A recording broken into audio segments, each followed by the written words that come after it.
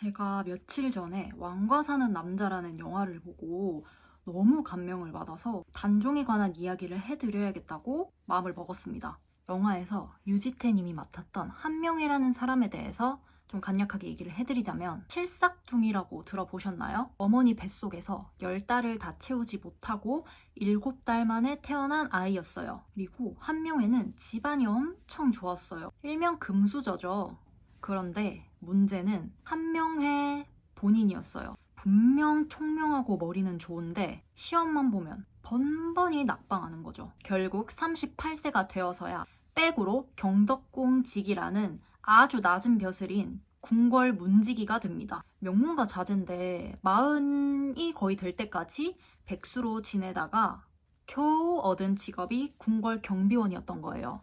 주변에서 얼마나 무시했겠습니까? 야, 그것도 벼슬이냐? 하면서 아주 개망신을 당했다고 해요. 그러다가 친구 권람의 소개로 수양대군과 만나게 되는데요. 수양대군은 한명회와 대화를 나눈 뒤 감탄하면서 어떤 말을 내뱉었다고 해요. 나의 장량을 얻었구나. 장량은 중국 한나라의 전설적인 책사거든요. 수양은 이 사람이라면 나의 손과 발이 되어줄 수 있지 않을까라고 생각을 했던 것 같아요.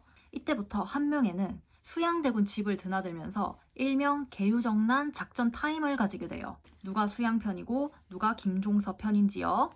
김종서는 누구죠? 이제 설명해 드릴 거예요.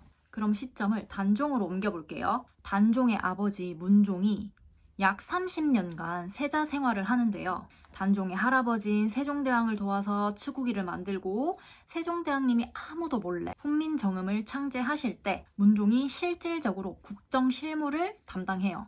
그러다 세종대왕이 승하하고 문종이 왕이 되는데 너무 안타깝게도 몸이 약해요. 재위한 지 약 2년 만에 승하를 하십니다. 문종은 죽기 전에 의정부 대신들, 김종서, 황보인 등을 불러가지고 내 어린 아들 단종을 잘 부탁한다라는 고명을 남겨요. 고명은 쉽게 왕의 유언이라고 생각하시면 돼요. 문종이 떠나고 겨우 12살이었던 어린 홍의가 왕이 되는데 그게 바로 단종입니다. 단종은 나이가 어려서 직접 정치를 하기가 어려웠어요. 보통 그럴 땐 왕실의 큰어른이 수렴청정을 하게 되는데 단종의 비극적 상황이 여기서부터 시작일까요? 왕실에 큰어른이 아무도 없어요. 할아버지 세종대왕 돌아가셨죠. 할머니 소헌왕후 단종 어릴 때 돌아가셨고요. 아버지 문종 안 계시죠? 어머니인 현덕왕후는 단종 낳을 때 돌아가시거든요. 할아버지 할머니 아버지, 어머니 아무도 없는 혈혈단신이에요. 문종이 고명을 남긴 이유가 이해가 가시죠? 그래서 김종서 같은 원로 대신이 단종의 보호자 역할을 하게 되는데 그러면서 이제 권력을 쥐는 거죠. 그 어린 단종이 누가 일을 잘하고 못하는지 알 턱이 있나요? 그래서 의정부 대신들, 황보인, 김종서 등이 후보자들 중에 적임자라고 생각하는 이름 위에 이렇게 노란 점을 탁 찍습니다.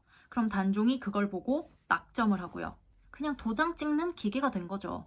이걸 황표정사라고 해요. 그걸 본 수양대군이 지금 김종서 황보인 일파가 지들 사람들로 이 왕실을 꾸리고 있네.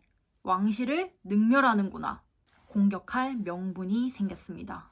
한명회가 이 계유정난에 인사, 기획, 전략 모두 치밀하게 담당을 해요. 활 잘 쏘고 칼 잘 쓰는 무사를 수양대군한테 연결을 시켜주고요. 살생부라는 걸 기록합니다. 살생부는 김종서 일파뿐만 아니라 나중에 중립적인 태도를 취할 인물들까지 다 파악해서 명단을 만들어둡니다. 드디어 1453년 조선 왕실의 피바람이 부는 계유정난이 발생합니다. 수양대군은 준비한 철퇴로 김종서 집에 찾아가서 없애고요. 황보인 등 다른 일파들 역시 다 없앱니다. 그날 밤 수양대군은 단종한테 가서 제가 국정을 어지럽히는 간신들을 다 처단했습니다. 라고 보고하고 계유정난 이후 자기랑 뜻을 함께했던 공신들에게 온갖 관직을 나눠주면서 이제 국정을 다 장악하고요. 그리고 세조와 한명회는 단종을 지켜줄 수 있는 인물들을 하나씩 제거하기 시작합니다. 세종대왕의 첫째가 문종, 둘째가 수양대군, 셋째가 안평대군이거든요. 단종이 숙부예요. 이 안평대군을 명모죄로 몰아서 유배를 보내고 사약을 내려 죽여버립니다. 계유정난 2년 후 단종은 수양대군에게 왕위를 넘겨주게 돼요. 나는 어려서 정치를 잘 못하니까 숙부가 왕하세요 라고 했지만 얼마나 많은 압박이 있었겠습니까? 너 이만하면 왕에서 내려와야지?